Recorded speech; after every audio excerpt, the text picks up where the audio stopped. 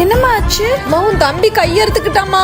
ஏன்னு கேட்டா என்னையும் அடிக்க வர்றான். பைத்தியம் மாதிரி நடந்துக்கிறான். உடனே வாமா. சரிம்மா நாங்க வர்றோம். என்னமாச்சு? தம்பி கையெடுத்துட்டானாங்க. சரி வா போலாம். பாருங்க மாப்பிள்ள என்ன காரியம் பண்ணிட்டான்னு சொல்லிட்டு. டேய் மாமா, நான் ஒரு பொண்ணு சின்சியராக லவ் பண்ணேன். என் கூட எப்படிலாம் இருக்கணுமோ அப்படிலாம் இருந்தா.